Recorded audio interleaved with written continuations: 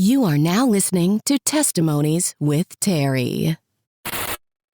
All right, guys, I am here with the CEO of Aqua Regia, the co-founder of the SQ Institute, and the director of the Bethel Prophetic Ministries there in Redding, California, Lindsey Reiman. Lindsey, thank you so much for coming on the show.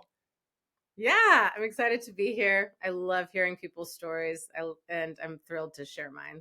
Well, I appreciate that. I'm looking forward to it. I heard you on Chris Valentin's Cultural Catalyst podcast a couple months ago. And as I was telling you before I hit the record button, you didn't go super deep into like your history, your story, but there was something there where I just kind of felt the Holy Spirit just like prompt me to reach out to you to see like, hey, like there's something about this girl's story that that she's not talking about in that episode that needs to be heard. And so reached out to the SQ Institute, and they got me connected with you, and here we are. So Yeah. I'm really looking forward to this, Lindsey. I read some of the blogs that you have on your website that kind of give a background on your journey to faith too. So I got a little bit of a primer, but we're going to go full on into Okay. this thing here. So we always start at the beginning, Lindsey. So why don't we start with where did you grow up and what was family life like for you as you were growing up?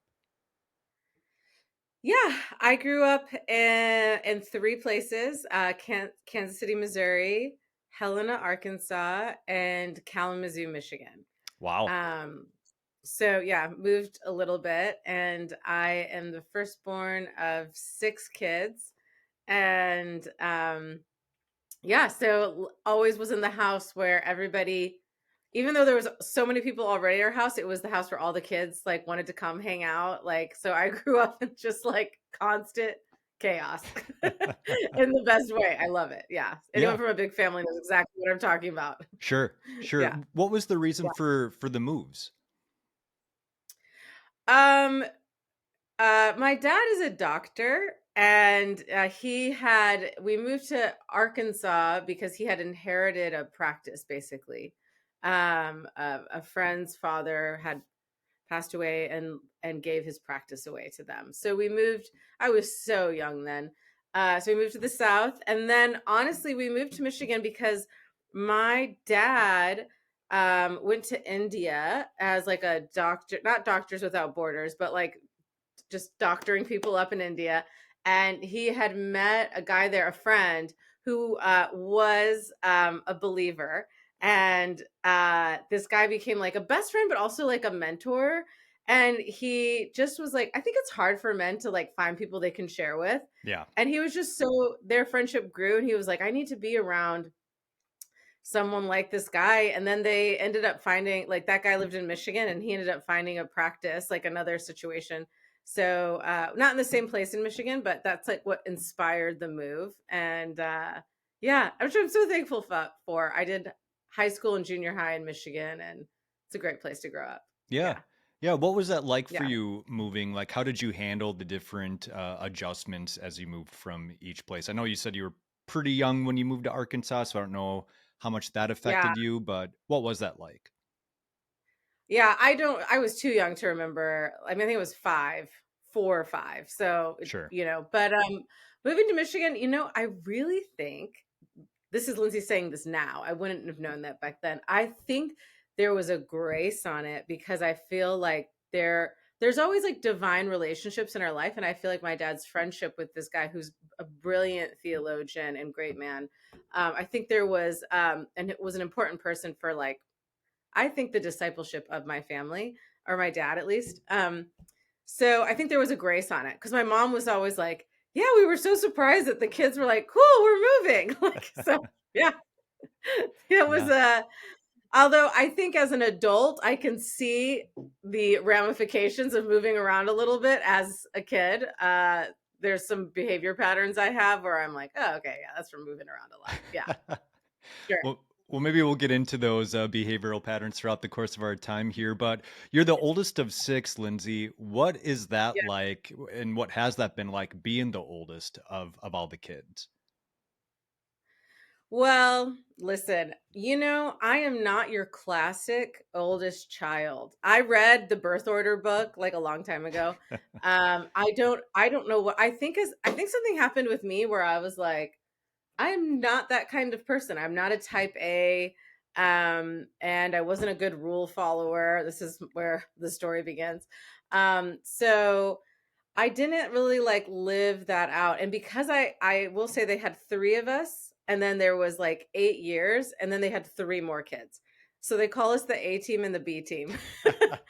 And so the B team, while they are my brothers and sisters, we're so much age gap that sometimes you're like, I feel like this.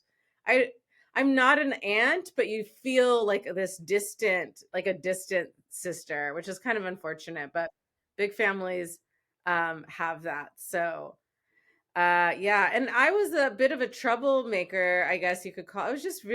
I just had a thirst for adventure, and was very curious. And so I kind of feel, I wasn't the greatest firstborn to follow, to be quite honest. In fact, when I did finally encounter God and I was like, I've met Jesus, a lot of my brothers and sisters were like, let's wait and see what really happens here. Because I didn't have the best reputation with with my siblings, as you would know. Yeah. Sure. Sure. So yeah, you mentioned that you weren't really a rule follower. You were always of the adventurous, kind of free spirit type. What trouble did that maybe kind of get into for you as you went throughout your childhood? Yeah. So when I was 12 years old, um, I I got drunk for the very first time. Like I had a group of friends and so we tried alcohol. There was also in this same time period, I had also had a tragedy occur where two of my best friends were killed in a car accident. Oh man. So you can see how this is connecting, Yeah. but it wasn't till I was in my 20s that I saw how that connected, right? Hmm. You think you're just young, you have these friends, you're trying things. So and then by the time I was like 14, of course I was like trying like smoking pot, sneaking, drinking with friends, rather innocently, but doing all of that. Then eventually, I don't think this really happened until like my senior year, but then like rave culture was really big back then. So going to parties at like abandoned warehouses and like that whole world. So, yeah. Yeah. Yeah, by the time I was in college, I was definitely experimenting with like hallucinogenic drugs, ecstasy, stuff like that. Yeah. Yeah. And what with your upbringing, Lindsay, when it came to that, when I was growing up, we had the whole DARE program. I'm sure you did too. And, just say Sure. no. And that didn't really Yeah. seem to work for most people. But for you, I mean, you No. mentioned you got drunk at 12 for the first time. When it came to substances and alcohol and things like that, what was kind of the culture around you surrounding that? Like, was it something where it's just like, you know what, kids will be kids, go for it? Or was it, was your family very like, hey, you will not do this, kind of preaching at you from a young Oh, age not to do it? Oh yeah, no, my parents absolutely not. They were like when I got busted one time, like horrified. Also, my dad's a doctor and he used to get these like medical journals sent to the house. So he would always show us these terrifying photos of like just like this is what happens when you smoke cigarettes, or these are STDs. Just like any kid, I know other daughters of doctors, they've all been treated with the look at this medical journal. Don't have sex, don't smoke cigarettes, like Yep. stuff like that. Yep. Absolutely. I did not grow up in a house. My parents weren't big drinkers. Like, I just didn't grow up in that kind of culture. It was definitely just like rebellious teenage type stuff. Yeah. Sure. Sure. How Yeah. how was school for you throughout that time, into your teenage years, up until graduating? What was school like for you, Lindsay? Um, School was great. I did well. I was there was a few years where I was very more like counterculture, and senior year I got more involved in school. I was the homecoming queen, like kind of just like I was voted everybody's buddy, like you know what I'm saying. So I was just like I loved people, and it's kind of funny, this will lead into my story. I loved people, I loved music, and I loved a good party, which is very indicative of where we're gonna go. So yeah. Okay. Okay. So Yeah. then, Lindsay, you graduate and you're in Michigan when you graduate. Do you have Uh-huh. any idea of what you want to do now that you graduated? No. In fact, I remember when I like first week in college, like pick your major. And I was like, I picked advertising because it was at the top of the list. And I had just seen some movie where a woman worked in advertising. I think it was Jennifer Aniston. And I was like, I'll try that out. Like, I just was like, A lot of I thought went didn't into know that, huh? really. Not a lot of thought went into it. I was definitely, I'm what you call a late bloomer. So like 17, I was in college at 17. You're like, well, I don't know what I want to do. Yeah. Yeah. Yeah. So, Where did you go to college? so I went to Michigan State for 2 years, and then this thing happened. I also chose my college with not a lot of thought either. My friend was just like, let's go to Michigan State. So I was like, okay. And then seriously, this was how it happened. And then something kind of woke up in me and I was like, I don't want to be in Michigan anymore. Like, why did I pick this school? And so I was going to transfer out to Marymount Manhattan College, and I was set to do that. And then my parents were basically like, hey, we think you're a little too wild. Like, when they were right. That was an accurate, very astute observation. So they were just like, we're basically not going to help you with college if you're going to, like, we just don't trust that you can handle this. So very last minute, I was like, okay, well, school's about to start in like 2 months or something. Like, what am I going to do? And this is embarrassing. Instead of me being like, I'll figure it out on my own, I didn't. And I was like, I'll go to a school. I'll go to this art school I heard of in Chicago that my friends were raving about, called Columbia College, which is a really unique college where they have all the people that are teachers or professors there actually still work in the industry that they're in. So, so they were like, there's no way that you can get into college this fast. Like, it's too late. And I was like, challenge accepted. And so I very quickly diverted plans, moved to Chicago, and finished out my college at Columbia. And yeah. And so I lived in Chicago for 8 years after that. Yeah. Okay. And so did you graduate with an advertising degree or did you end up switching your major?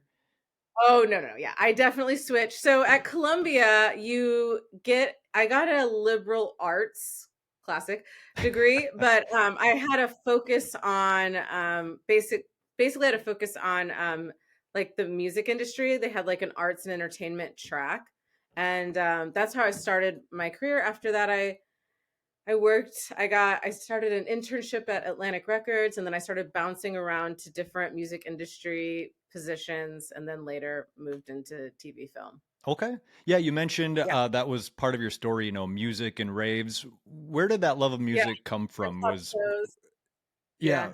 Yeah, where did that love of music come from? You know, honestly, growing up, my father, he loved music. Mostly what he would play for us is Mozart. He loved Mozart. He would take us to symphonies. I remember I went to the opera, my first opera. I must have been like 9 years old or 8 years old or something. It was The Marriage of Figaro. I'll never forget it because you're just like, these people are speaking in Italian. Like, what am I doing here? I have such an appreciation for what he did with us as children then, but when you were a kid, you're like, I don't want to go to the symphony again. But I think it instilled this love of music in me. And then of course I kind of grew into other genres outside of classical music and opera, but yeah, I think that was the kindling fire. Yeah, what kind of music did you get into throughout your teenage years and young adult years? Oh, well, yeah, I was very much into hip hop, and like that was a huge genre for me. And I for a while I worked at this record store. I was the only white person that worked there. There was two girls. They used to make fun of me all the time, but he hired me because he thought it was interesting that I was like this young white girl who like knew like the full catalog of all these different like rappers. And so he was like, Lindsay's kind of like it was funny. He was like, you're our token white girl. And I was like, great. So I did that for a while. And then of course I really got into like techno, Detroit techno. I got into drum and bass. Like, I'm just dating myself now. This is a very specific. Back then they didn't call it EDM, right? Like later that genre turned into EDM, but like, and I grew up going to these now sort of infamous, they have books and documentaries about them, these raves that like in Detroit and in Chicago, and got to see all these like great DJs and producers, and kind of just grew up in that. I would say hip hop and electronic music were very big in my or pivotal in my growing. I love jazz. I love a good gritty blues song. I love music. Yeah. So I wasn't stuck there, but I worked in those areas too, so it was kind of part of it. Sure. Yeah. So you got a pretty eclectic taste in music from all sorts of genres.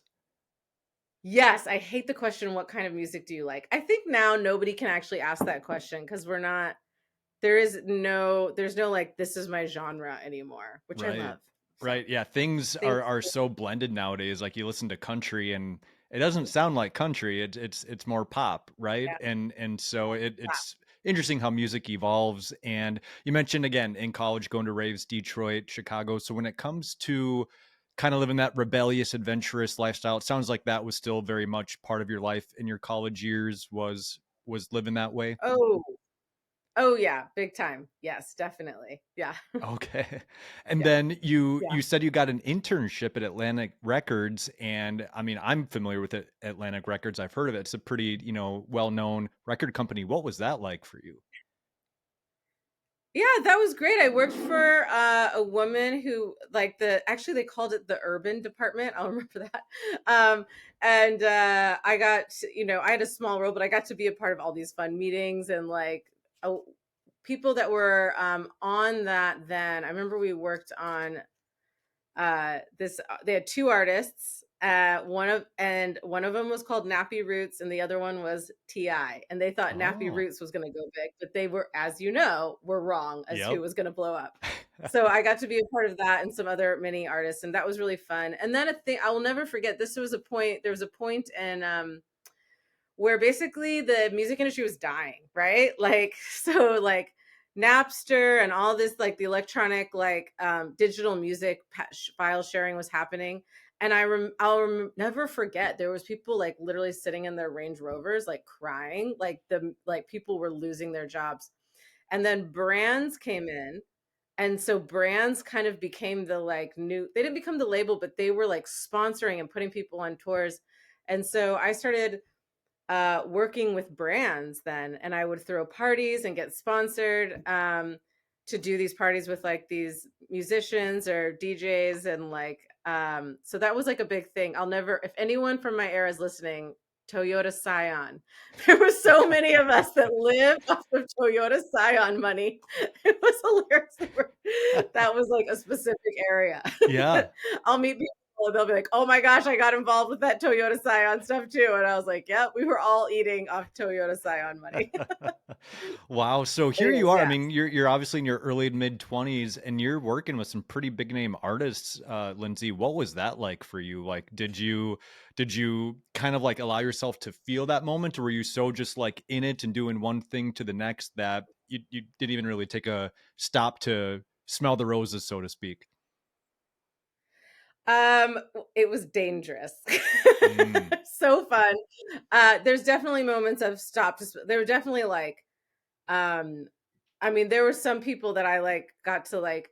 I mean, I want to cover things, but people that I got to like hang out with, host them, like, so that were just like, I remember like, I'm like, I can't believe this. I'm like actually nervous to meet these people, like these musicians. I listen to their music all day long. You know what I mean? And that was amazing. And then there was also just like, and then and then it's, so there was like the big ones where you're like, this is crazy. And then you just kind of started getting used to it a little bit. So I, I gotta tell you, I look back now and I see how God's hand was on me and certain things were happening that were not normal. Like I just thought like, oh, this is just my life. Like, and people be like, your life is not normal, Lindsey. You're like, oh, okay. All right, cool. But yeah, it was a blast, honestly. I mean, I got into so much trouble in my 20s, but I don't know if I would take any of it back. It was a lot of fun. yeah, you Yeah. mentioned when I asked that question, the first word out of your mouth was it was dangerous. Can you, to Yeah. whatever comfort your love, to whatever level you're comfortable with, what was dangerous about that period of your life? Well, everything was just all always a party, and then when you are with people who have a lot of power and access to anything, like anything goes, right? So I was definitely like at this point, I Here's also what's dangerous. Like I definitely started I participated in experimental drug use a lot. Like I never felt like I was an addict. I was never like under a bridge, like getting my next hit. You know what I mean? And Hmm. neither were the people I was around, right? They were all actually quite successful. But what is addiction? Because we were all always cruising on something. You know what I mean? But Yeah. it was which believe me, eventually has a payoff. But when it's hard because you're in these people's, you're like doing these big parties and like there's so much like money around and like access to things and it feels like beautiful and easy and everything's always fun. So you're just like, oh, this isn't like how the movies made it out to be. Like nothing, there's not, but eventually, I call it party chaos. Eventually, you keep messing with that, like the chaos will appear. Like after a certain point, like you're gonna get bit. So Yeah. Yeah. yeah, Definitely, yeah, for sure. totally, You play with fire, eventually you're going to get burned, right? And so totally, yeah. and so here you are. Yeah, I mean, you are kind of living the dream life, maybe for most people at that stage of life, right?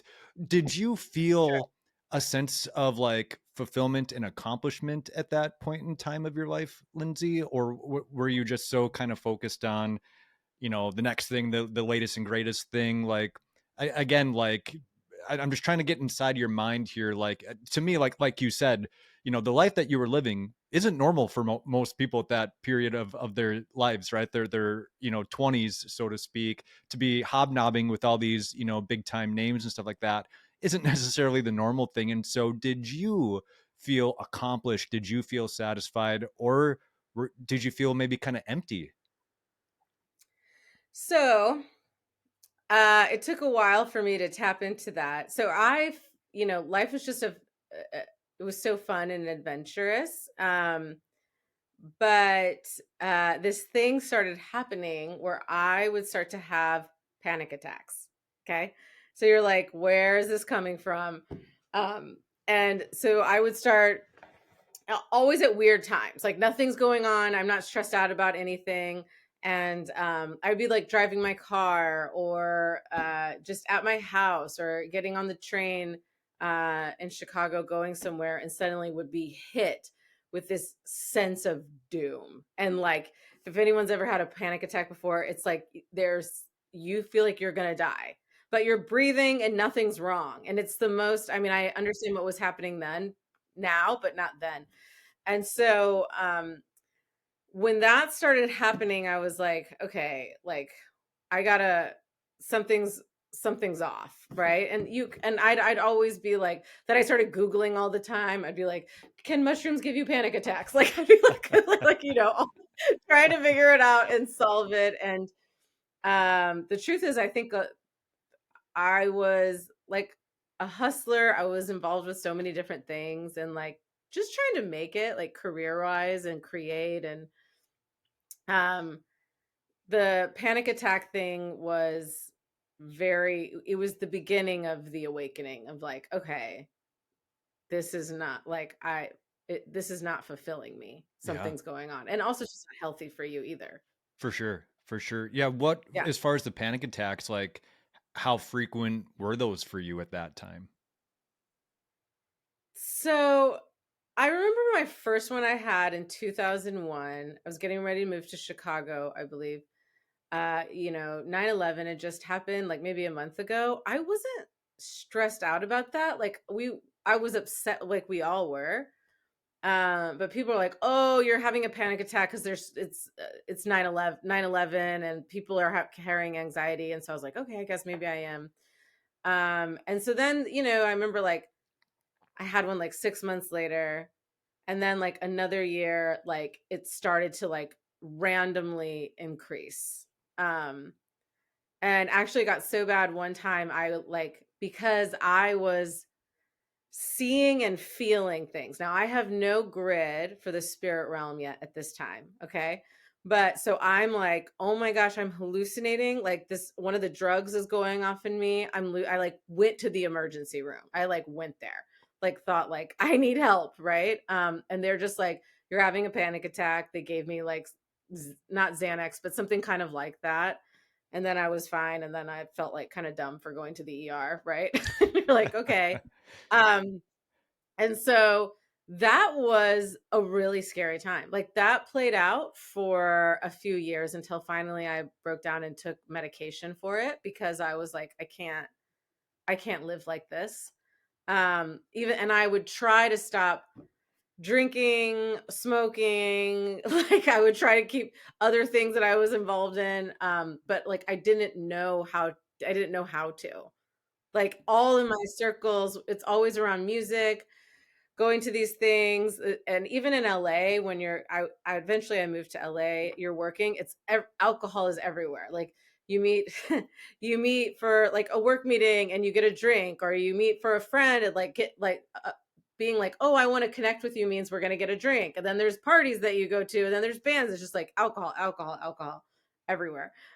So it was, and then also like much harder stuff that I had started to get involved in as well, drug wise, randomly. Because it's just, that's, it's certain, I know in like other cultures, but if you're like in LA and you're working in arts and entertainment, these things just appear like a lot. So, yeah, so that went on for a while. And then I was on medication for like, I would say 8 years, 7 or 8 years. And that helped like even me out. Awesome. Awesome. Yeah. Yeah. How are the panic attacks nowadays? Do you still deal with those at all? So, when I had my encounter with Jesus in 2014, I shortly after that, like I had my radical encounter. It was in Bangkok, Thailand. I came back to LA, and I was sitting in this loft downtown, right? Downtown LA, in my friend's loft. We're just hanging out, and the presence of God fills the room so strongly that suddenly I start to speak in a spiritual language. Like my spiritual language just comes out, right? My friend sitting across from us, I need you to know we're not doing anything spiritual. I was watching the Mindy Project on my iPhone, and she was renting a car. Okay. There's nothing spiritual going on here. All of a sudden it was like boom. And I started to speak in my spiritual language. And then my friend sitting there, she responded in her spiritual language. And then we kept going back and forth. And in between, I was like, it feels like we're talking to each other. And she's like, I don't know what's going on. Keep going.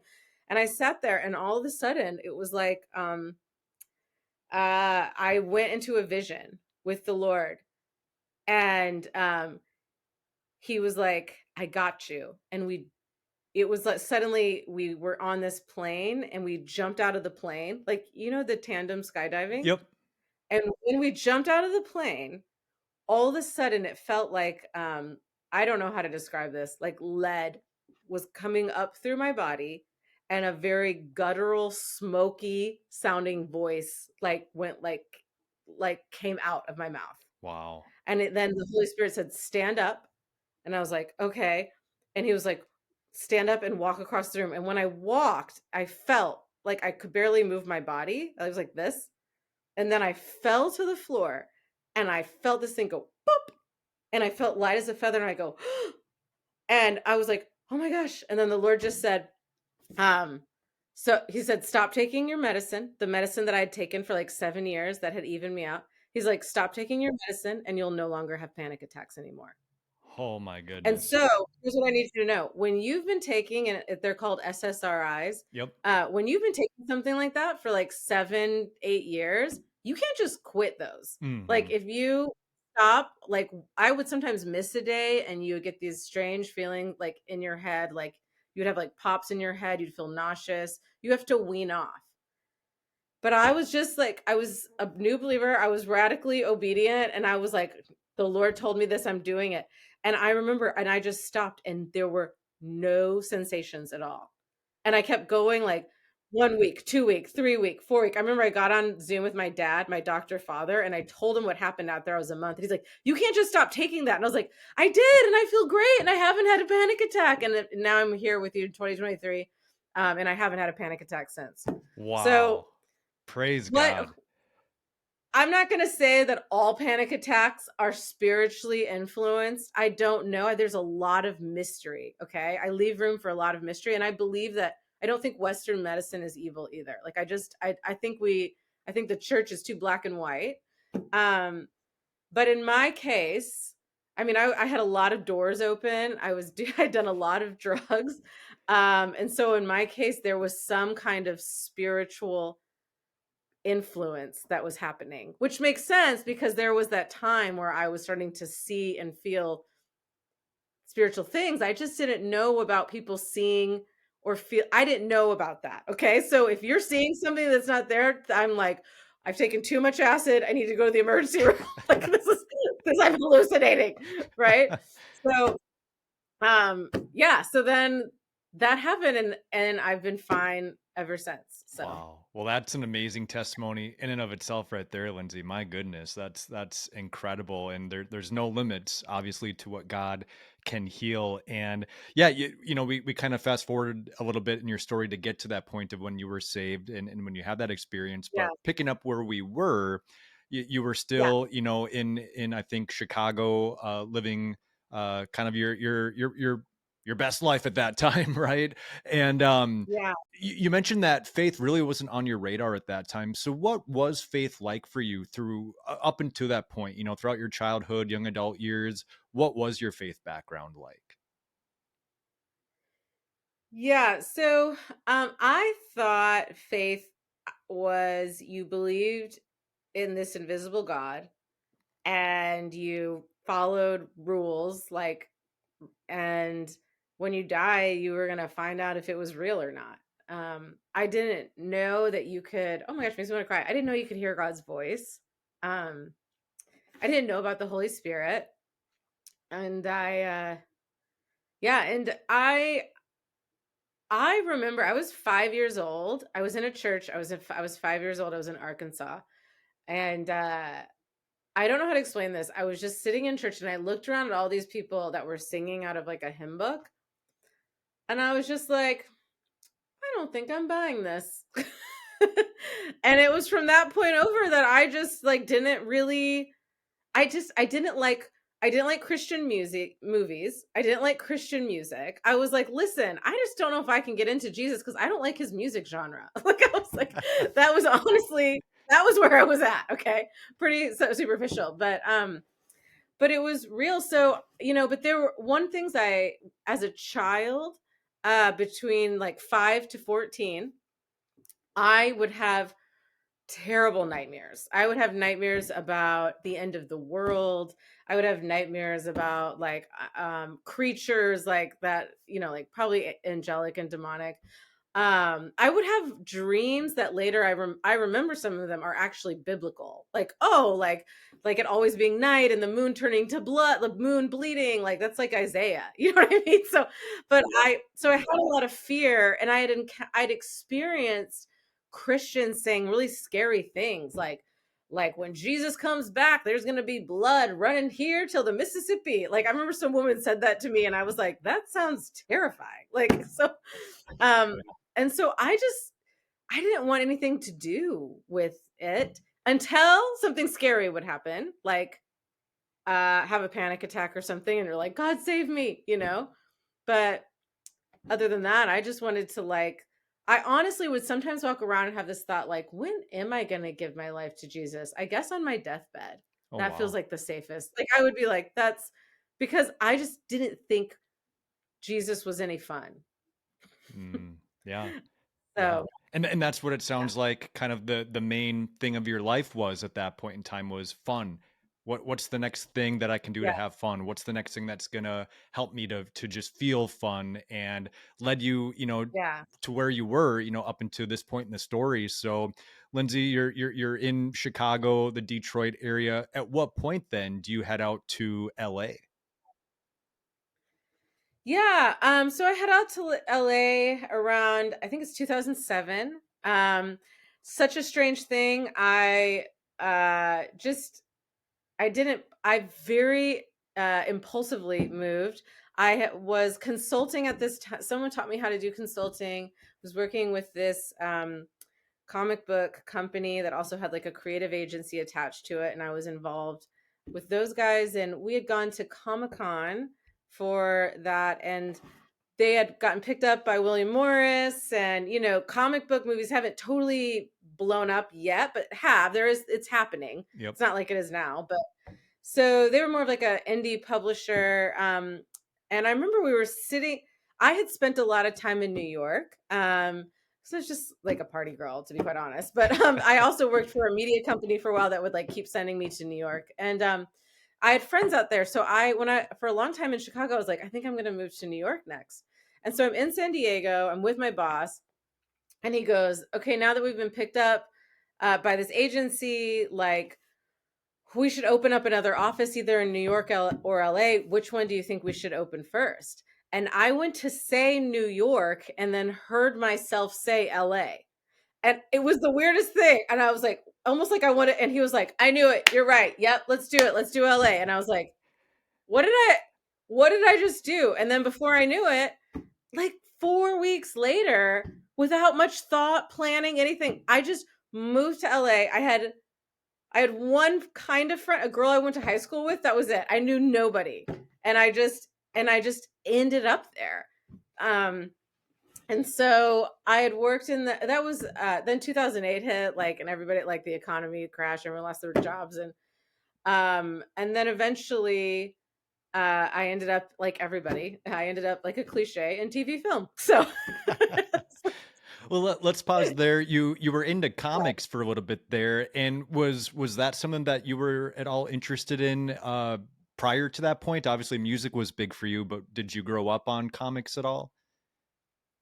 I didn't actually. I just sort of landed into. We used to joke that I was queen of the nerds, but I actually got an amazing education in the world of graphic novels, and have like actually learned about so many amazing authors, and there's so much depth to that actual whole area, and so kind of became more of a fan then. But I wouldn't say I'm not an expert on it or anything. But yeah, Gotcha. so that's how I just kind of was always in some kind of entertainment land. That's how I ended up everywhere I went. Yeah.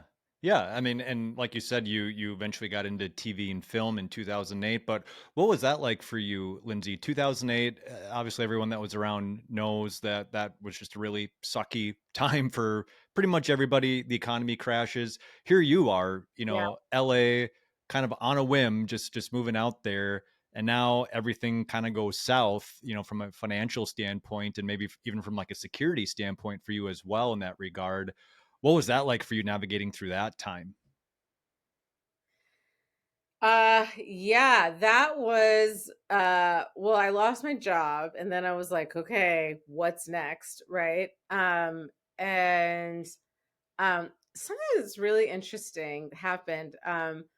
I was just in LA. I didn't have a good friend yet, and I remember I said to God, I go, "Hey God, if you're real, I would really like you to do something for me. I need a friend." That's what I said. I was like, and I was really starting to hunger to leave my lifestyle behind, but didn't know how to.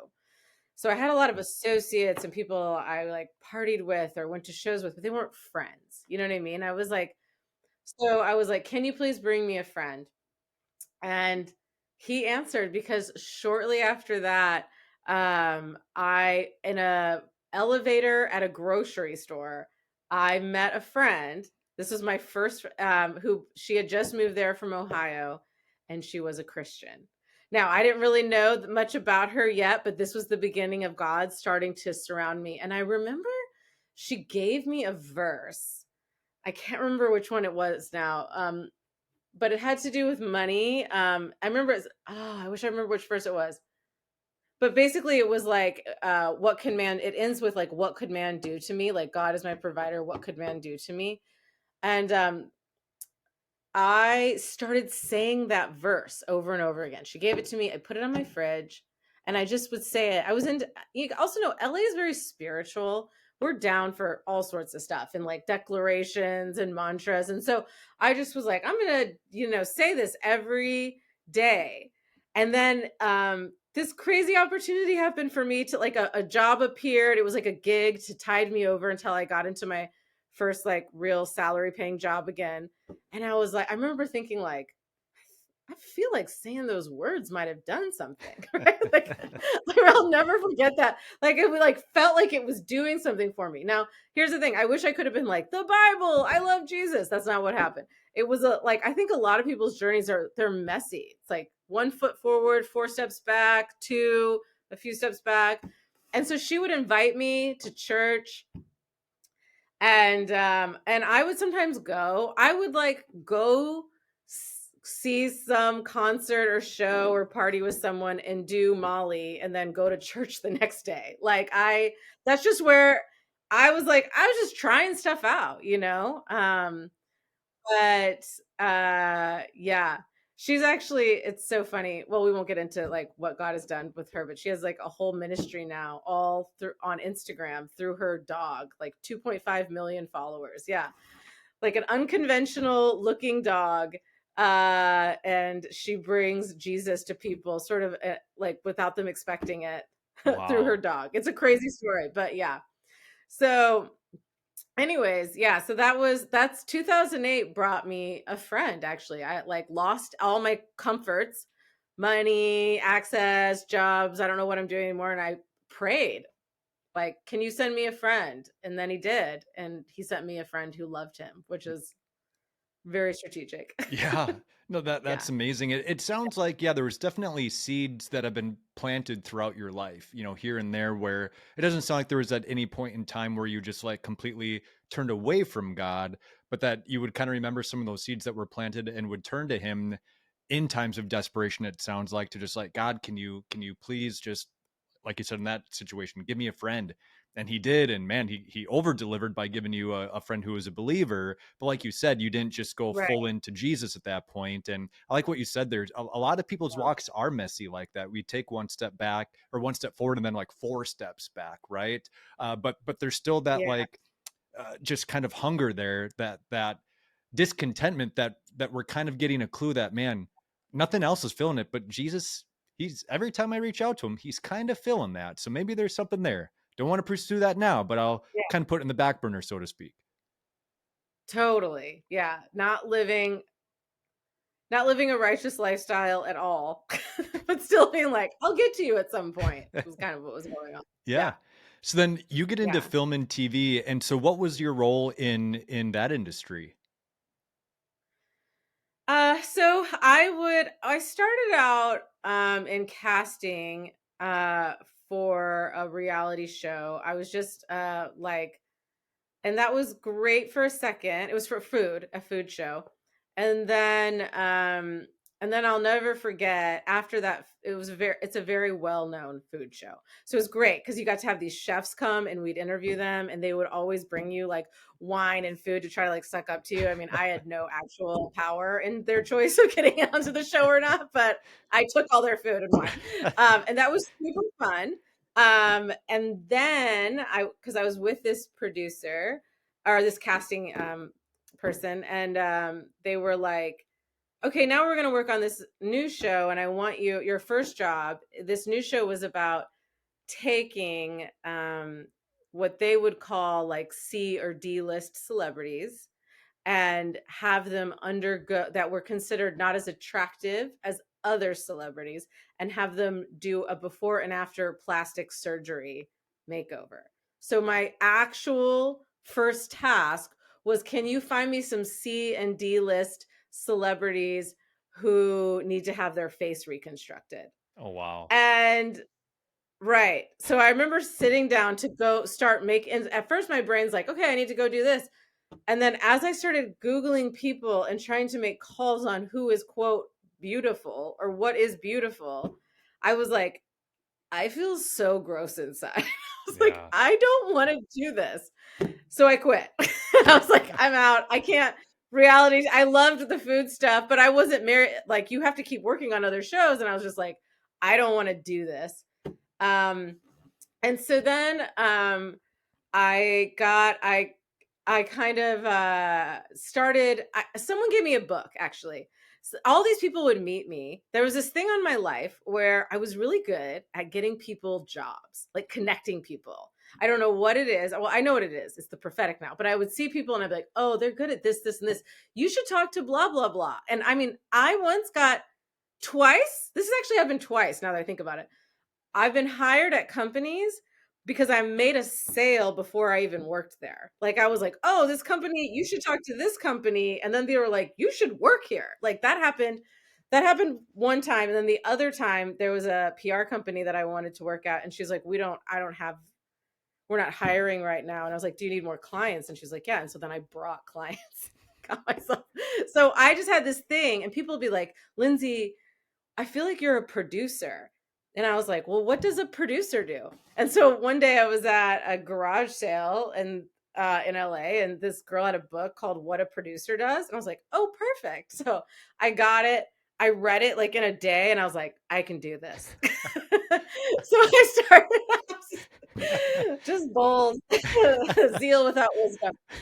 So I just started putting out, I was like, I want to work for a producer.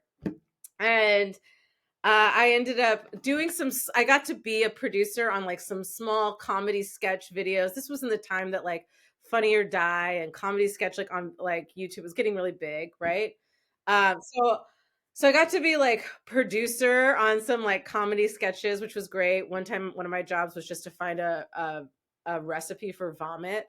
There's no like, how do we make fake vomit? Like, there's no business like show business. So, and so that was great. And then I got a position with a producer in a film finance company. So I came in as his executive assistant. So I like got like big roles on small things and then got like a small role on a big thing. And I got to literally like read scripts and be like, I think that you should fund this script. And then quickly then I grew and I got my first associate producer credit on a romantic comedy.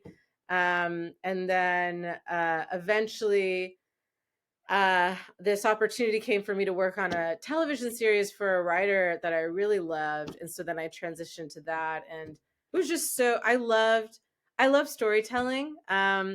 And I also just love to get people in the right places. Like I love to make the connections, and I'm kind of good at it. So Yeah. Well, like you said, that was it's prophetic. Now that you know that as a believer, it's prophetic, but that's like a gift that God has given you.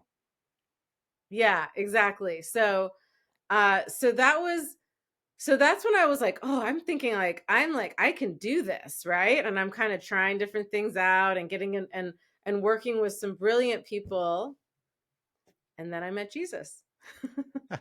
Well, let's get into that. But before we do, I want to back up a little bit. That whole casting call, as far as finding me those C and D list celebrities that are basically ugly and need to get reconstruction surgery. Oh Good for yeah. you for quitting that. My goodness, that's quite the job right there. And that Yeah. got me thinking. So you're in the industry, and I mean, you're not in front of the camera per se, but you're in the industry, and we all know, I mean, it's all image based and things like that. Did that ever affect you? Like, did that ever bring out any insecurities in you or any just kind of struggles within you as you were working in that industry? Oddly, no. I Awesome. never really that image stuff. I mean, I would be sad that was happening, but I didn't have like I mean, I definitely had issues, but I was never really like attacked by that. Yeah. Okay. Praise God. I was just curious because, again, just not being in Hollywood myself, just from the outside looking in, it's just like it is very image based, and so I was curious, but praise God, His grace was over you in that regard.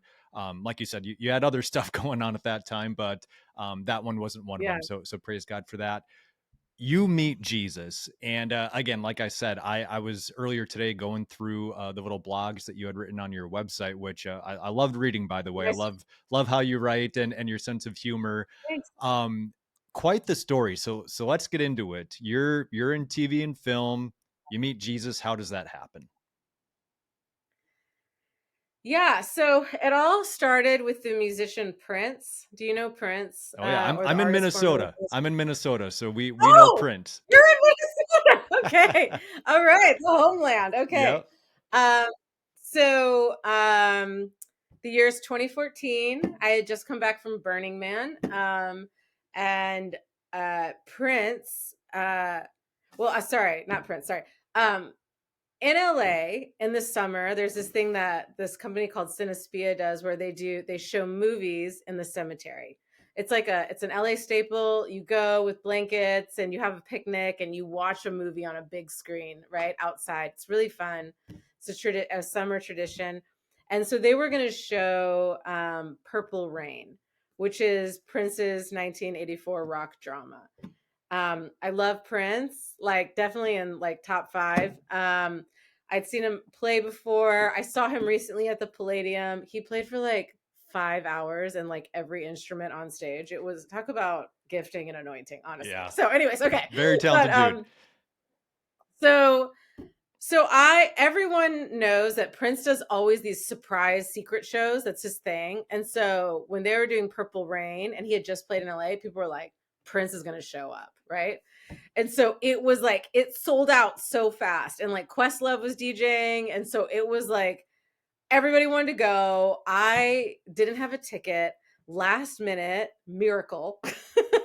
My friend, who we called my friend High Times, if that gives you, I had a friend named High Times, if that gives you any sense of what my life was like.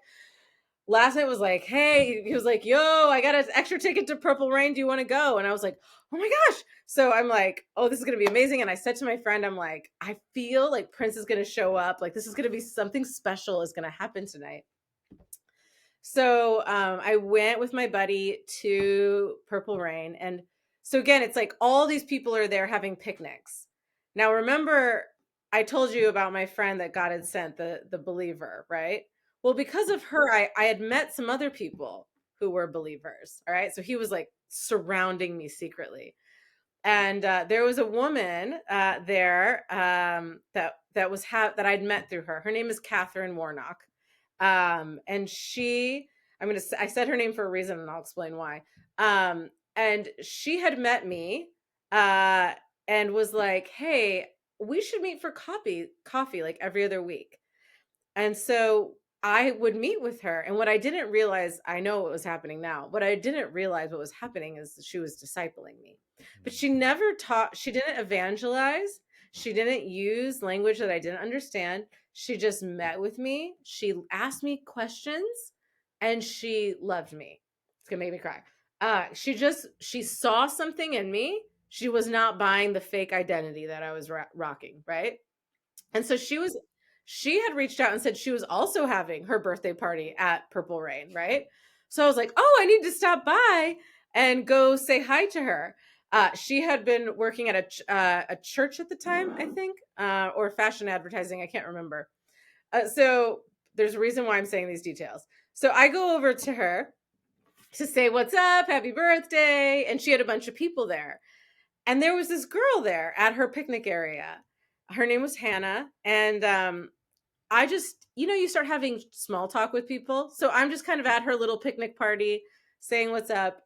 And this girl, Hannah, was like, this TV show that I was working on, it was in its last season. So she was like, what are you going to do now that it's over? And I was like, I don't know. I think I'm going to go to Thailand. I want to go travel, which was just like my MO. That's all I wanted to do is travel. And she was like, she got really serious and she goes, I'm going to Thailand. And I was like, oh, no way. I'm like, we should meet up. Like thinking we're going to like stay at hostels and like meet boys. And you know what I mean? I don't know.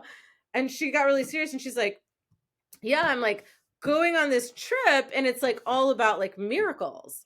Okay, well, I read A Course in Miracles by Marianne Williamson. Like that language in LA is everywhere, right? So I'm like, awesome, love it, and I'm kind of open to like, does the supernatural exist? Like I'm kind of pursuing it a little bit. And she was like, yeah, we go to bars and we like love on people. And I'm like, I love bars. I love loving on people. This is great. She's like, yeah, then sometimes we do this stuff in the street where we do like, she was a dancer. So she's like, we do dance and painting. And I'm like, great. You guys are like a bunch of artists. I'm so down for this. Right. And like, before I know it, she's like, yeah, I'm going to introduce you to the guy that's running the trip. She's like doing a text and she's like, yeah, you should connect with him. Like you should come. And I'm like, okay, great. So before I know it, because I'm a 7 on the Enneagram and I say yes to things and I don't think about stuff. In like 3 or 4 weeks, it was a short amount of time, I find myself at the airport with this group of people from this place I don't know a lot about called the Bethel School of Supernatural Ministry. So I basically, like, crashed a party. I basically crashed a Bethel missions trip. Now, I don't know who Bill Johnson or Chris Valentin is, much less the Holy Spirit. And so I have entered into a trip with these people.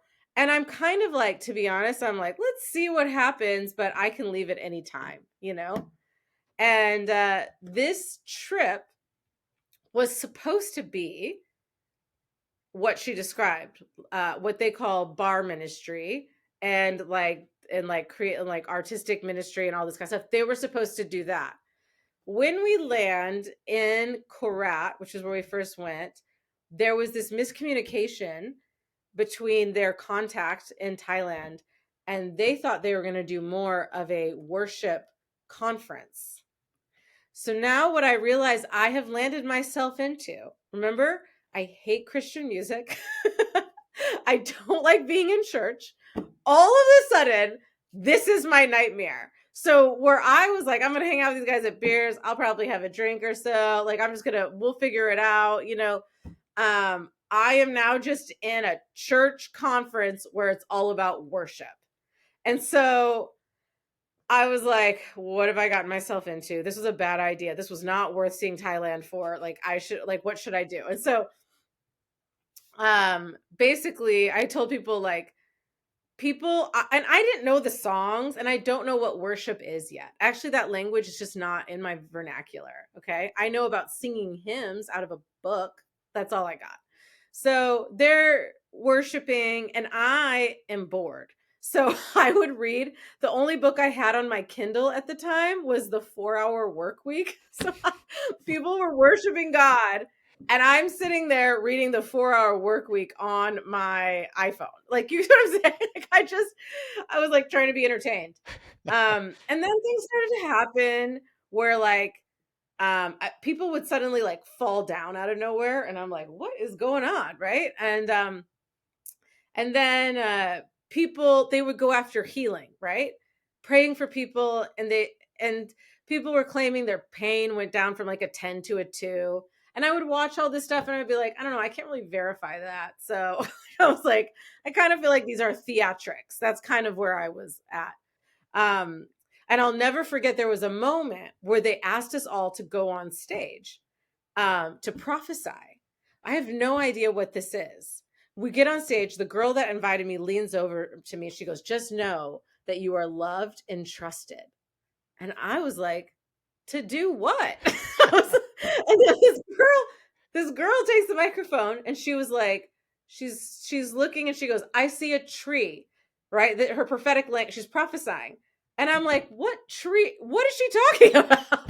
And I realized I have no idea who these people are and what they're doing. And they have no idea who I am. I was like, wait, what have I gotten myself into? And that started to be sort of clear because people would say things like, the glory. And I'd be like, what's the glory? And they would turn to me and be like, who's this chick? And how did she get on this trip? Right. Like, and so, but there was something in me where I was like, I want this to be real. Like, I was like, I'm still going to keep showing up. And so then we traveled around and we went to Phuket. And this was the turning point for me. So I've been with these people for 2 weeks now, and I have gotten to the point where I am like, there is no God. Like, I think y'all are making stuff up. Okay. I think these people falling down on the floor is just like people getting over emotional and dramatic. And I hated that when it came to churches and stuff. And I was getting really sad because I was like, oh my gosh, none of this is real. And we're on this planet for a short time. And then we're all just going to die. And this is going to be like, I was like depressed town. Like, I was like, I don't think this is real anymore. And then this young kid from Spain, his name is Johnny Barnruther. I'll say his name because I feel like he's going to be like Billy Graham one day or something. He joins the trip. And this kid carries healing. Like, and they've been going after it a little bit, but this kid shows up and he goes, hey, some of you are walking around with back pain and it's because your legs are uneven, and we're going to pray for you for that to be healed. So he asks people to come forward. And I'm like, what's going on? I haven't seen this yet. And this old woman comes up and she has two very, like, so uneven legs that you're like, how are you walking around? Right. And so they seat her in a chair in front of me. And I was like, what are we doing? What's going on? And my friend's like, command the legs to grow. And I was like, what? Because I'm like, that is a phrase no one has ever said to me in my entire life. Command the leg to grow. Like, what are you talking about, Willis? So he's like, command the leg to grow. And I was like, you know what? I'm just going to try it. And if not, then I'm leaving. So I go, grow. Nothing happens. And I was like, that's it. These people are crazy. I am out of here. And she goes, try one more time. And so I just go, almost like I hate it even. I was like, Jesus, we need these legs to match. Like, I have to say this thing, right? That was my attitude. I need you to know. And then I don't know how to describe this. I felt this wind go whoosh, and her legs suddenly were even. And everybody jumps out. They saw the legs grow. I could not see them grow. I don't know why, but I did see that they were the same length. And this woman is crying and she's saying a bunch of stuff in Thai, and she's taking my hand and she's putting my hand on her butt. And I'm like, what is going on? Why is everybody crying? And why is this woman putting my hand on her butt? And so the translator runs over. He starts explaining. He goes, she's trying to explain to you that she was in a car accident when she was younger and it caused a curvature in her tailbone. She's trying to show you that it's even now. And she's like just weeping and I'm just like, what? And I'm like, so the guy grabs my hand and he goes, hey, put your hand on this lady's leg. And I go, what am I doing? He's like, speak healing to her leg. So I was like, ligaments. Like, I was like, so I don't know what to say. So I'm like speaking to her leg, and I start feeling stuff move around. I could feel it on her, like heaven surgery. And then she was like, now Thai people are not the most expressive. So she was like, I'm healed, like in Thai. And I was like, what? And then she just walked away. And I was like, what was that? And then somebody goes, look at the floor. And I look down, and all over the floor where I'm standing, and then up on the piano and where the people were worshiping, was sparkly gold glitter, like everywhere, out of nowhere. This is the moment where I'm like, cue the Twilight Zone music, where I'm like, do do do do do. I'm like, wait, what is going on?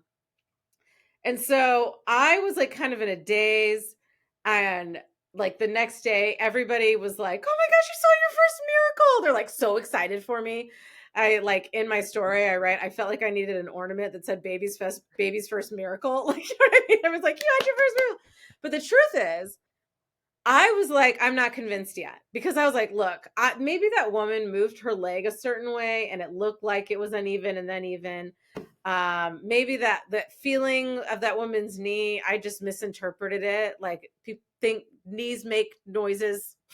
And then the glitter, the gold dust everywhere. I was like, it was end of November. So I was like, maybe somebody had brought Christmas decorations that shook out somewhere somehow. And so I just was not convinced. And so I prayed this prayer that is very dangerous. And I tell people that you should do it, but be ready for the consequences. I said, hey, God, I don't know if that's really you or not. And so in order for me to believe if this is you, you're going to have to do something to me. And that was the challenge that I put out to him. And the next day we went to Bangkok, and there's so many things that happen. So for the sake of time, I think the first thing that's probably the most important, which was the tipping point, was that kid, Johnny, he did he spoke again, and he spoke about healing in Bangkok, right? And he wanted to do, and he told this crazy story about growing out this atheist's leg. Like, this atheist was like, I don't believe in God. And he's like, God wants to heal you. And it's like, he grew his leg out longer. And the guy was like, okay, I believe in God. Grow back, grow back, grow back. And like, it went back in, which is nuts. It's a crazy story, but it's a much more beautiful story than that. But I remember sitting there and I was like, how have I been alive for like 34 years and I've never heard about people's legs growing out? Like, what has this been going on this whole time? And he's like, he believed in impartation. And so he wanted to pray for people to carry, like, ask for healing, and we're going to pray for you to receive healing. Right. So he has us stand up, and I don't know what an impartation is, but I think you stand like this. So I don't like, so you can't see it, but I'm like this. Like, I have both hands and almost like kind of like Egyptian. Okay. So I'm holding my hands out like this. And he's just going around and he's praying for people. And when he gets to me, he just grabs my hand like this. And suddenly he goes to pray, and suddenly he starts screaming. And it kind of looks like he's being pushed down. And he's like, ah, he's like screaming so loud. And I'm standing there, and then he lets go and he walks away. And I remember I was like, these Christians are so dramatic. This is literally my thought, right? And all of a sudden, and I don't know how to explain this, except that it felt like two sticks, like rods of fire, inserted themselves into my hand and went into my arms. Like, and I remember I was like, oh my gosh. And it was so, this is not a tickle or a sensation. This is like rods of fire have inserted themselves down into my hand and into my arm. And I fell to the ground. And all of a sudden I was like, I was just crying, and I was like, all the stories are true. Because I would hear these stories of people's healings, and I was like, I don't believe you. Even the stories in the Bible, I was like, I didn't think any of them were actually true. I thought they were beautiful Hebrew poetry and metaphor. But when you have fire sticks in your arms, you're like, okay, that virgin got pregnant, the world flooded. I'm here for it. I'm down. Just what do I do with this? You know? Right. Yeah. And so I sat there like that, and then the fire sticks just went away. And I remember I was so like, oh my gosh, I told everybody, and they're like freaking out. I'm like, what is that? I can't, that is crazy. And so then later that night at the church service, the lead pastor, he says a thing. I've never heard this before. He goes, if you want to be baptized in fire, come forward. And the craziest thing happened. My body ran to the front. Like, I was halfway up there where I was like, what am I doing? And is there real fire? And oh my gosh, why am I up here? I was the first. It's a huge church. I bolted to the front before anyone. So there's like 1,000 people looking at me. So I'm like standing up there. I have my hands raised, and I was like, I don't know why I'm up here or what baptized in fire is, but God, you better do something, because this is going to be awkward. And I stood there. And it felt like electricity just came over me, and it was like moving around my hands, like actual like zzz, zzz, zzz. And I remember it happening. I remember looking at my hands, and I was like, I'm an X-Men. I was like, this is crazy. This is so sci-fi. Like, God, I cannot believe they're this fun. What is happening? The supernatural. There's our spirit realm. This is wild. And I was like, what do I do with my hands? Like, I was like, because I was just having this crazy experience. And he goes, give it away. And so then this is me giving away. I went like this. I was just like going, like flapping like a bird. I was like, what do I do? And when I did it, though, I'm telling you, it felt like fire, like electricity was shooting out of my hands. And I'm like, okay, I got to go see my friends about my hands. I don't know what's going on. And I turned, and there was a woman. At this point, people have finally gathered to worship. There's this woman behind me, and I like touch her. I'm like, excuse me. And she like fell to the floor and started like shaking. And I swore, and I was like, oh my, like, it's like, holy blah, blah, blah. And I was like, call an ambulance. She's having an epileptic seizure. And they're like, she's fine. She's fine. She's fine. She's in a trance. She's fine. And I was like, what? And as I would move around people, this kept happening for a few days. People would just walk by me, and they would just fall to the ground. It was crazy. So I was like, and they're like, and so I just started like praying for people, and that sent me on, like, it was like a 8 to 10 day, it was like 7 to 10 days. I wish I wrote down the exact amount of days. I was in this walking encounter. I would experience the angelic, the presence of God. People would walk by me, and I would see like their lives. Like I would see like rooms that they worked in, or like their futures or things they were about to do. And I had zero prophetic training or tact at this point. So I would just run up to people and be like, I saw you in this room. And they'd be like, that's my bedroom. You're freaking me out. You know what I mean? And like, so I was just kind of like very innocently and wildly, like just out of my mind. Like, and I remember and then I remember when like this, I got my spiritual language. I was just praying for this guy, and it felt like a punch in my stomach. Okay. I was like, whoa, what was that? And then this language just started, it was like I was throwing up words, like I couldn't stop it. Right. And I was like, what is wrong with me? Now, I only know movies, and so I've seen The Exorcist. So I was like, I think there's a demon speaking through me. Somebody pray for me. And they're like, why do you think that? And I go, oh, and then I started, and they're like, that's the gift of tongues. You're speaking in tongues. And I was like, are you sure? And I was like, it felt like something like hit me in my stomach, like an alien, when like the alien comes out of Sigourney Weaver's stomach. I was like, it's something about, because it was big, right? And they're like, I was like, and it sounds so intense. And they're like, no, this is, you're receiving your spiritual language. It's the gift of tongues. And I was like, okay, I don't know if I believe in it, but I guess I do now. Like, what's the gift of tongues? And I couldn't stop speaking in tongues. I remember later in that week, at one point during the day, I went to the mall at Bangkok, and I would be in H&M, and suddenly I would just start like speaking in my spiritual language. Like, why does Holy Spirit like shopping? Like, why am I speaking in tongues here? Like uncontrollably. And then and then this started happening, which the language that I've heard people in church culture use, they've used the word manifestation. Basically, I would just experience something hitting me, and I would shake violently. I would could not stop, right? And I couldn't figure out why it was happening. And I would wear a shawl, and because I didn't want to see that I couldn't stop this shaking. And it was intense sometimes. And I remember saying to the pastor, I was like, I'm manifesting all the time.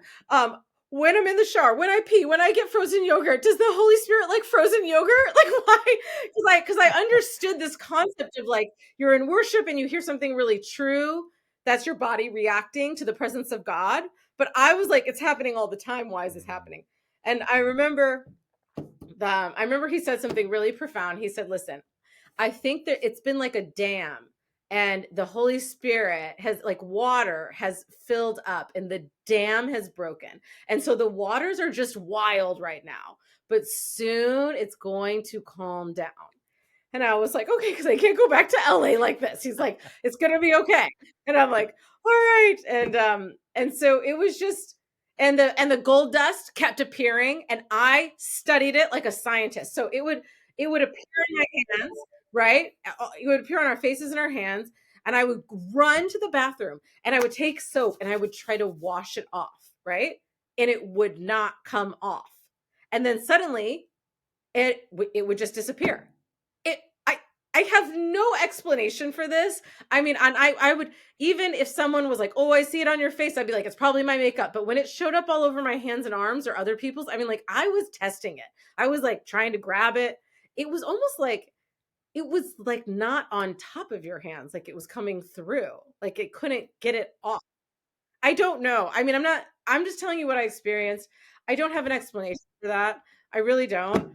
But and then I started, so I started praying for people. People were getting healed. I was getting information about people. I was prophesying. I was doing prophetic acts, right? I'd be like, okay, you need to forgive your mom. So hold her up. And the team would watch me. Okay.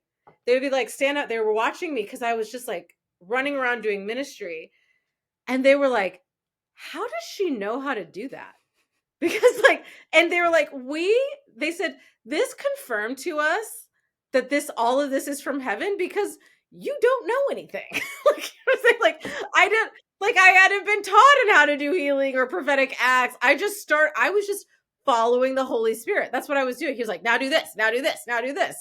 And it was wild. And I have not been the same since. Wow. So What yeah, a and trip. such a trip. So the short of it is, then I go back to LA. This revival starts in this in downtown LA in this loft building. Like this crazy thing happens with me and these girls, and like I can't really get into it, but I'm in LA, working in TV film, kind of just still like, what is life, right? And then um God was like, okay. I mean, I was going to like parties. I remember I went to this like party. It was at this club or whatever, and I'm talking to someone, and there's this girl, and she starts asking me about my life, and I start talking about God, and like a demon starts to manifest in her. Like her face turns, and like this voice comes out, and the guy that's standing with me is like right, like what is going on, right? Things like that. I'm practicing like word of knowledge and prophecy at like Starbucks or Fred Siegel or like wherever I'm at in LA. And I tell people too, I was kind of still figuring out like my sanctification process. So there was definitely like a year period where I was prophesying, but I was also still smoking. So I was like such a vibe. I'd be like, you know what I see? Like smoking. It was very intense. A very moody vibe. But then eventually God like shipped me off to BSSM. Who's like, hey, you should find out about this church, like that, had such an impact on you. And so then I went to BSSM, and it's just been honestly, my life has been more adventurous than I ever could have thought. Like all the counterfeit version of adventure I thought I was experiencing, because I thought, quote, Jesus was boring, was nothing. And this poetic part of this story, back to Catherine Warnock, who was this woman who saw me and was like, I'm not buying it. I feel like there's more to you, and like was like undercover discipling me. It's so funny because I was working in TV film. She was working at a church, and now I work at a church. And she became she's the VP of content and executive producer of a little show called The Chosen. Wow. Which is becoming one of the biggest, most evangelistic shows. Like that show is like leading people to Christ. Yeah. And I'm just like, wow, like, and everything that The Chosen is doing. And I just can't believe like way back then, like it's just like when you step back and look at the story that's happening, it is so poetic. And also, yeah, this poetic part. So remember my story starts in Purple Rain, Yeah. right? Well, many years later, in my second year of ministry school at BSSM, I get a download, and I have several mystical encounters that led me to create a spiritual intelligence company called Aqua Regia. Okay. And that's a podcast for another day. But like that little idea and company has completely changed my life. The God has sent me on so many special missions with that. But the Lord gave me that name. And the thing about Aqua Regia is that it's Latin, and it means royal water.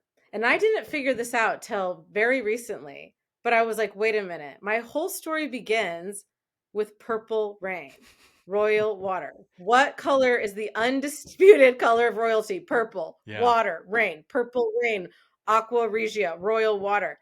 It's the same thing. It started, no. And check this out. I discovered Prince put out an underground album called Aqua Regia. No way. Yes way. I am not kidding. I listen, I did not figure this out until like a few years ago, where I was like, like, and this is the thing that I tell people. He is writing a story before you realize he's writing the story. Yeah, amen. And the fact that I was Miss Party Girl And I remember being at this party, and we call them raves now, but I was at this rave in Detroit.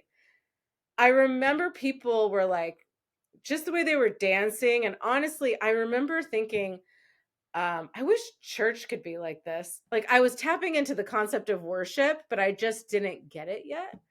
Um, and the Miss Party Girl, whatever, it was kind of almost destroyed me, right?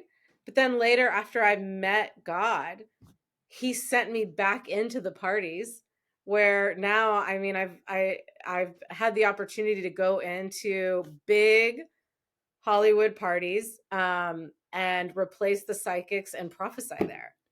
And so it's just so crazy. Like, your life is like a parable. You know what I mean? Yeah. And Yeah. he's looking at it and he's like, "Oh, I can use this. Oh, I can use this. Like, I got that. We're going to connect the dots here." It's So, it's amazing because only God can write it, right? I mean, it sounds cliche, whatever, but it's true. Only God can connect the pieces of all of our lives the way that he does, because you just can't make this stuff up, right? I mean, you talk about Aqua Regia and just all the just connections there. And I think so in one of those blog posts you wrote that you kept hearing a phrase. I think it was either before going to Thailand or after coming back. yes. What was that phrase? Yes. So, yeah, so a friend, my roommate at the time, her brother had gone missing. And so this is one of the times where I was like, "Oh, I know some people that can pray for you," which was Catherine, right? Who went to this church that I got introduced to. This is one of those examples where I had done drugs the night before, I'd done Molly, and which is the name of a drug. And then the next day I took her to church, and I was like, "Hey, these people can pray for you." So we sat down and they were praying for her because she was upset because her brother had gone missing and he was a heroin addict. So this was she was just like, "Is he alive?" It was pretty serious. And so they were bringing comfort and they were praying for her. And while they're praying for her, I was sitting there and all of a sudden I kept hearing, "Lightning strikes and purple rain floods the city." And I saw it. Like, I saw a city in a huge wave coming through, like as high as the skyscrapers. And Catherine was like, "Lindsey, do you have something?" She like picked up on it. But I don't even know that. Do you have something? No one's ever asked me that before. Yeah, this is before But I'm Thailand. This is having, before you start having all these this is before, encounters with God. This is this is This is before I've gone to Purple Rain even. This is before. And I was like, "This is so weird." So I go, "I do have something." So they're like, and their eyes are big. They're like, "Oh my gosh, she's hearing God. Baby's about to speak," right? Like, and I turned to my friend and I said, "Lightning strikes and purple rain floods the city. Does that mean anything to you? Like, for your brother?" And she looked at me and she goes, "No, not really." And I remember being like, "I got to stop doing so much Molly." I was like, "Okay, I seriously am still a little bit high from the night before. My bad." Right? I was like, "Okay, never mind." And I forgot about that moment, right? But then I get an invitation to go to Purple Rain, where I meet this girl, Hannah, who invites me to Thailand. Like, I don't put those puzzle pieces together till after I get back from Thailand. It's something that left my brain, but I was like, "Wait a minute. That word was for me. Lightning strikes, purple rain floods the city." And I still don't really totally understand it. Like, am I Purple Rain? Is that my nickname? Am I going to flood a city? Or what is it? Or am I the city and Purple Rain is like, but it was crazy that months later, I end up at Purple Rain. I get an invitation to go to Thailand and I encounter God in Thailand. Then I come back 2 years later. I start a spiritual intelligence company called Aqua Regia, which means royal water, which means purple rain, which is also the name of a Prince album. It's nuts. you can't make it up. And so you can't make it up. And I got to tell you something. When I moved to LA, my dad told me, he goes, he was like, "When you moved to LA," I was like, "Oh, that's it. It's Lindsey's a goner." Like, they just had, I just was just a hard, I was just always at like some party. I always had like a drink in my hand or a cigarette or doing other drugs, and then having panic attacks. So they knew about the panic attacks and were not dumb and knew about the drug use. Um, and he just was like, oh my gosh, she's going to LA. That's it. We've lost her. But like he was, and this makes me want to cry, but he was just like, he goes, wow. He's like, it just shows me that God's ways are not our ways. Which I'm like, of course I got to move to the city of angels to meet the Lord. Yeah. And and my story, I really feel like I'm kind of a wrecking ball to the secular and the sacred. And I don't mean to be, and I know that's a theological thing that people can get a little upset about, but I just know my story. Like, he lured me with Prince. I've had crazy encounters with him that will mess your theology up a little bit. So and he speaks to me. He has spoken to me through movies and music that are not written by your top 10 Dove winning Christian artists.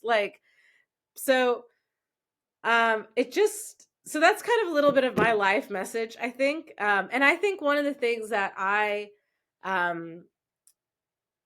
think when that church that I was in when I was 5, I could be wrong. I was 5, but when I looked around and I was like, I'm not buying it. I'm not into this. I just think, I don't think I didn't love God. I just think I didn't love religion. And so it took me a while to find Jesus and have a relationship with God outside of religion. That concept was new to me. Yeah. No, and that's a good word. Yeah.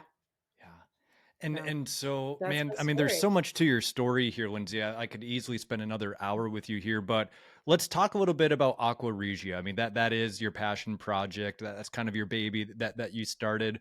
What is it that you do with Aqua Regia? Yeah. So, the first thing we did was I first started replacing the psychics at parties in LA. So we would show up as a spiritual intelligence company and we would prophesy. One of the greatest adventures ever, and I could make a movie about that alone. That's like modern day, like Old Testament type stuff right there, right? I know. It's so Daniel, which is so funny because my middle name is Danielle. Okay. Like, there's power in a name, people. Research your name. There is. But yeah, and so people just like Daniel thought I was a magician or a psychic, right? And just like Daniel, I would stand in Babylon or quote Hollywood. Yep. And say I love the God of Israel. The God of Israel still speaks. Basically, it's like the same thing happening. But I would see the power of the prophetic and how ushering in the voice of God into people's lives and how it changed my life and how it could change theirs. Like, you would have, and I'll never forget, I had this director like break down crying because God spoke so clearly to him and was healing something that he had been carrying for like 7 years. I mean, crazy. And so I was like, I want to keep doing this. But I don't want to like this party thing. Like, I don't want to wait for my next party invitation. Like how can I keep getting the prophetic into people's hands in a way? Because not everyone's ready to come to church. Not everyone's ready to like meet with an evangelist or a pastor or a prophet. Like, how can I get it out there, And so this little thing was born called the Prophetic Report. And essentially, the Prophetic Report is a collection of written prophetic words done in a very beautiful, stylized format that includes an interpretation analysis section, really. And but the twist is this. So I started doing prophetic reports and I was just playing in the prophetic. I'm very childlike. Or I didn't think I was, but that's what people always tell me. So I guess I'm childlike. But anyways, I'm just like, Holy Spirit, like I like to nurture curiosity. And I'm like, what should we do today? And so I first would do these reports for people and just send it to people in LA that were like hidden Daniels and Esthers, right? And then I just one day was like, I wonder what would happen if I like didn't tell them who they were prophesying over. Because I wanted to start sending it to some people that I worked with, and some of them are like Googleable, and I didn't want them to succumb to flattery or pressure or judge them by some of their very public moral failures. So I just created a code name and I was like, hey, you're going to prophesy over male 299 today. And at first people are like, what are you doing? And I was like, I don't know. Like, this is more fun, right? We're like, there's no way for you to know if this is God. Like, it has to be God if you get something right. So let's do this. So I would pick a person for us to send a report to, and I would assign them a code name, and I would get 8 to 10 people to write a prophetic word. And then I would get them. And then what I would do is I started analyzing them. And this crazy thing would happen where people would prophesy. They don't know who they're prophesying over. And they also don't know what each other are prophesying because they're doing it through a Google form. And sometimes they're not even in the same room. Sometimes they're not even in the same country. Okay. And yet patterns would emerge. And I would get really excited about patterns because I'm like, this might be an unbiased signal that the Lord is speaking, right? So I would read the words and then I would pull out patterns. I'd be like, pattern alert. And I'd always say like, hey, any interpretation, I'd be like, 3 people said this. I feel like you should pay attention to it, but you must bring the interpretation belongs to the Lord. So you must bring it to him for proper interpretation. I always like to keep things open-handed, but I'm kind of like, hey, did you notice this? Did you notice 4 people are talking about a real estate transaction? I mean, that's very specific. Just look at it, so we started doing that. And then I started, they started developing. I would pull out like, hey, these are your identity keywords. And like, these are all the gifts that people are saying you carry.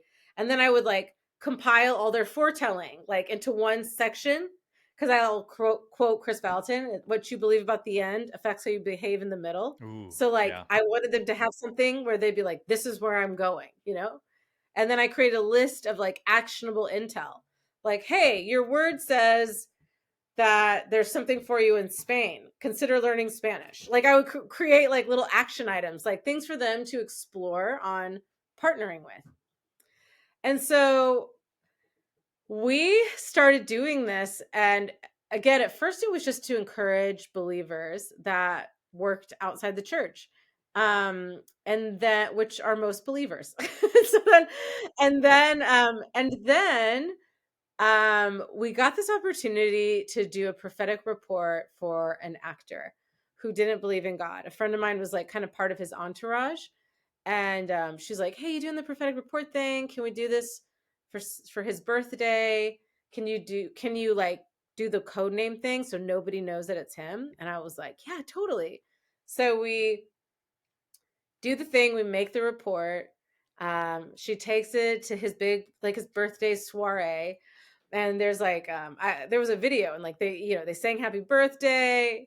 And then because it's Hollywood, they took the report, right? I love my Hollywood friends. And they put it like in a metal briefcase to give it that like Mission Impossible vibe, So they like set it down and they open up the briefcase and they're basically like, this is the prophetic. And he's like, what is that? And so they explain, they're like, okay, these people prayed for you, but we didn't tell them it was you.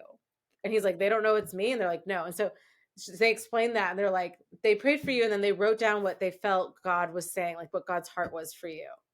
And so a man who professes not to believe in God in the middle of a party sits down and opens up his report, which shows you one thing. Everyone is curious. And I've done this enough. No matter what line of faith that you profess to, the minute I'm like, I feel like I'm getting like I have a word for you. Like they're like, what do you have? Right? They're curious what God thinks about them. And so he began reading his report, and then he started to do something that they had never seen him do before, which was cry. Wow. And he was like, he goes, even if these people did know it was me, he goes, there is stuff in here that nobody knows. Therefore, it can only be from God. Oh, wow. And it was just like this powerful moment. Then he started calling this friend of his that was a Christian, and he was off to the races, right? But this was a very key moment for me, which was like, oh, the report is evangelistic, right? I was like, this can usher people into conversations about God, like it's prophetic evangelism. And so then we got busy trying to find any dark corner of the world that we could send a report to. And I created, like, accidentally, I called it my network of spies. But all it is once I'd be like, hey, we want to send a report to so and so. Can you find me an in? And it would just go like the Kingdom Mafia would like rise up. And we have been able, I keep things confidential, but we've been able to send reports to some pretty wild people and all different kinds of spheres of influence, some that even Christians have conspiracy theories about. And I got to tell you, doing a blind report for these kind of people that are, quote, not liked by Christians is really humbling. And I have people in my team that are on both sides of the aisle politically, and they would get destroyed when we would ever do a report for some, like, one of their people that they don't like, when they would read it, they'd be like, oh my gosh. And even though my team would challenge me and be like, well, you know what? You have to judge words. What part is actually God and what part is us? How do we know if any of this is how God feels? And I'd be like, fair. Let's see if some of these prophecies come to pass. And here's what would happen. Like, we got busy making reports for certain people, and then we started Google alerts and paying attention to the news, and stuff happened. Wow. And also words of knowledge in there, like words of very, not like you have a brother word of knowledge. Okay. I'm talking like specific words of knowledge that were very easily researched and accounted for, not the ones you're trying to make right, like big things. And we were like, oh my gosh. And that would build, because I'd be like, God, if you're in this, I need words of knowledge and things to come to pass to be like, is this how you feel about these people? And so then my faith would build, and I'd be like, oh, this is how God feels about this person that actually the church has, quote, demonized. And I'm not saying that people don't make choices that aren't great. I'm just saying the point of prophecy is to call what's not into what is. The Lord does not see the way we see. Remember when he sent Samuel to anoint the next king, and he warns him, like, I do not see the way you mere mortals see. He thinks it's like the tall, good looking one, right? But actually it's the one out in the field. So he thinks differently than we do. He calls Nebuchadnezzar my servant, like, which is nuts. Like, he just feels differently. And also he sent Jesus for a reason. Like, he sent Jesus to see us through the cross. We're in our religious, political stances, right? Like, completely leaving the seat of mercy and love that actually he carries for all of us. So it's okay to disagree. I'm passionate about certain things. I stand strong on certain issues. But I believe it's important to honor and respect. And doing these reports have even revealed things in my own heart where I've been like, oh Lord, I repent. I'm so sorry.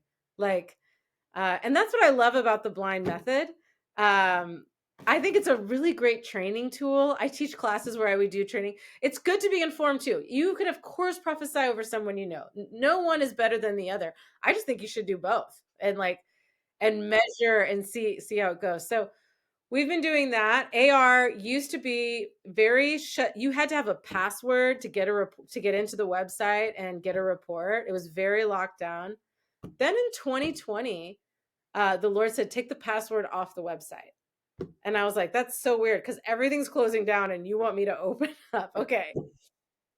And so we did. And so now people can like order reports. And I know that, let me just say something right now. No one on my team is paid to prophesy. I just can't literally copy, edit, print, and publish and design a book for you without money. And one of the great things is, as I was doing this ministry, we did about 37 reports for free. I mean, I paid for them all to be mailed and sent out. And so the way the way Aqua Regia runs now is when people buy reports, I'm keeping track of money set aside so that we can then send them to people who don't even know to ask for them. Oh, wow. And so it's a crazy adventure. I feel there's some new iterations of Aqua Regia about to begin. I've been feeling something like a change is about to happen. We might have to go underground again. We'll see.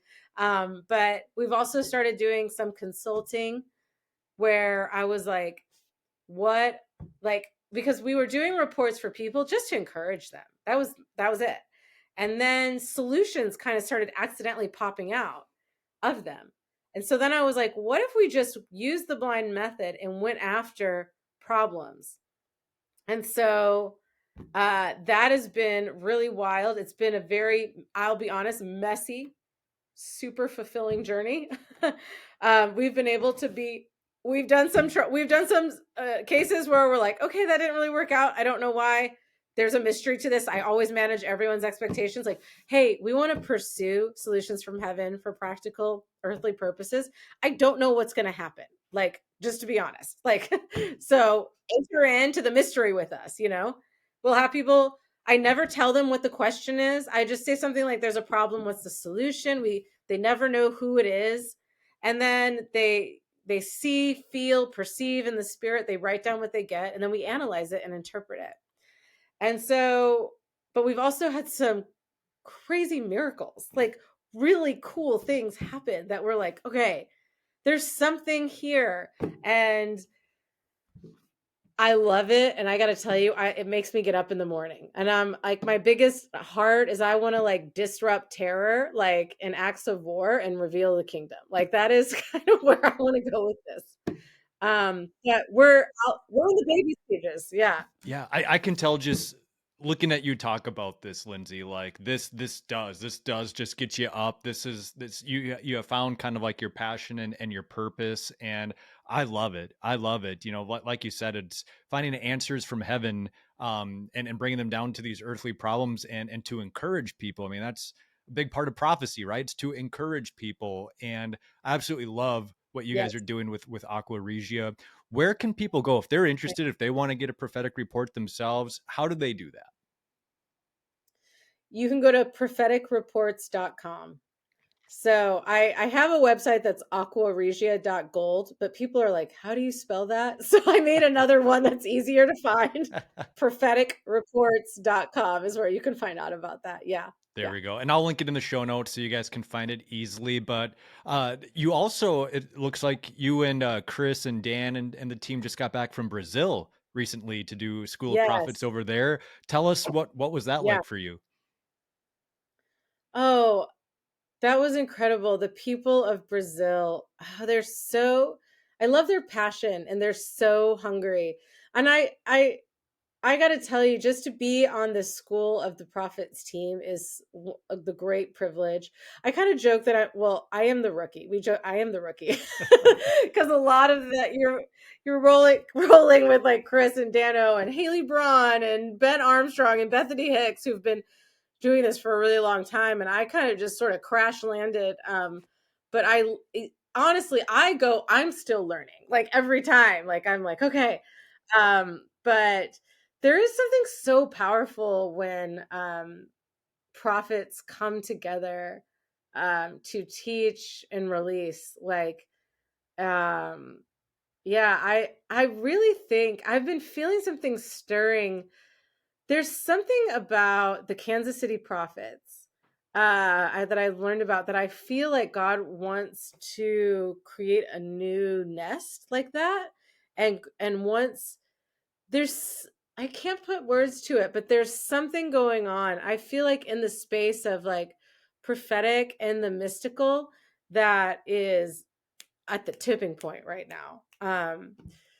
And I feel like you can see it, like not to get too off topic, but wherever there's a tension, that means God is doing something, whether it's good or bad. I was just reading about this tech startup called Prophetic. And they are coming up with an artificial intelligence device to help people go into lucid dreaming. And I just am like, I know there is a lot to say about that. Okay. But when I see stuff like that, I'm like, God, there's something, you're doing something, God. Like the people, and I feel like God is going to start speaking to people in dreams. No, sorry. God has been speaking to people in dreams this whole time. The awareness of dreams, I think, is like, I think there's an invitation for the body of Christ. There's a lot of prophetic training at all the churches and even at School of the Prophets, but I don't think we have enough dream training. Like, and if you read the Bible, dreams are a huge part of it. They're I everywhere. mean, Joseph was like, okay, I'll stay with you, Mary, and raise Jesus because of a dream, like an angel Right. in a dream. Like, there's a lot. Yeah. So I don't know. I just feel like there's something about prophets and raising up other prophets right now. And like, yeah, I don't know. I'm excited about it. So yeah, love Brazil. One of the things someone said to me, they're like, have you been back to Bangkok yet? And I'm like, I have not. And I need to go. Yeah, Like, it's my definitely. spiritual birthplace. So I'm working on it. I'm like, can we do a School of the Prophets in Bangkok? If someone is in Bangkok listening to this, shout out. Let's do it. Hook a girl up. Yeah. Yeah, totally. Totally. Wow. Man, it's been just amazing, Lindsey, being able to hear your story and to see how God has, like we talked about, been connecting these pieces this whole time. And I, you would have never in a million years, probably at like 12 years old when you were first getting drunk, think that here you are, however many years later, working in the prophetic and working in tandem with Oh God to yeah. bring solutions from heaven down to earth. I mean, again, only God could have ripped this story. And as we close I up here, know. Lindsey, I want to go back to Bangkok because there was a part of your story we didn't touch on, but I thought it was really powerful. And it involved, I think it was a 12-year-old girl or a teenage girl, at least. If you remember that, can you go into Oh that and share that story? yeah. Oh, that was yes. This girl, so one had right before my big encounter, this thing started happening where people in Thailand started giving me gifts. And I'm a gifts person. I didn't know that then, but I love gifts. I love surprises. And what I realized was God was wooing me. But this one girl, she came up to me and gave me a wad of cash, of baht. That's the Thai dollar, if you will. And I was like, what are you doing? And she's like, yeah, she goes, I worked all summer to make this money, which like the ratio of the baht to the dollar is really extreme. Okay. Um, and she was like, and I was on the bus and I saw your face and God told me to give you all this money. And she even said, why, God? I'm not even friends with her. Which is a fair question. Um, and and she just felt like God said that she was supposed to give her money to me. And I sat there so uncomfortable because I am an American. Okay. I make way more than this young girl could ever probably make in Thailand. And also I was like, and also I'm kind of a brat. Like I'll go into a restaurant and I'll be like, I don't want to sit at that table because it doesn't feel right. Can I go over here? Like, so this woman, this young girl who's worked all summer to save up this money is trying to give it to me. I was like, no, no, no, no, no, no, no, no, I should give you money. You know what I mean? And so there's also a translator. So it was quite the thing. And I'm trying to remember exactly. I need to read what I wrote because I wrote it right after it happened. But basically, they were this woman that was translating for. She was like, "You have to take this." Like this, she was basically like, and she goes, I need you to understand that God is going to teach you a bunch of things that's happening in this moment. And I know that it's humbling, but you need to take it. And so I took the money. I remember I let her finally put it in my hands and I cried. I was just like, I do not deserve this. This is like, what do I was like, this feels so uncomfortable. Um, and God just kind of started speaking to me kind of about like, no, you don't deserve it. Like, this is my love. Like, this is offensive. Um, and that was the beginning of the softening and breaking of my heart towards the love of God. But also, the best part of this story is this girl had, I feel like, because I haven't said her name, I can say this part of the story, but she had not had her period.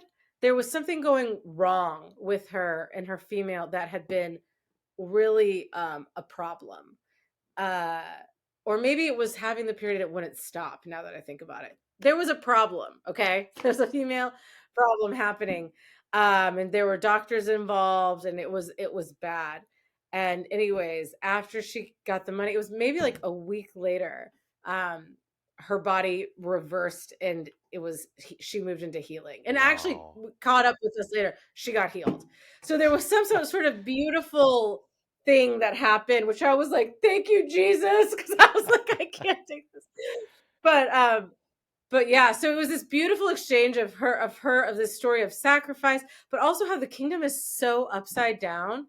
Like, yes, God will ask somebody who has less money give you the money who has more. Why? I don't know. But you know what? It taught her and me powerful lessons about him, his nature, following him, that I could have only gotten in that moment. Yeah. And yeah.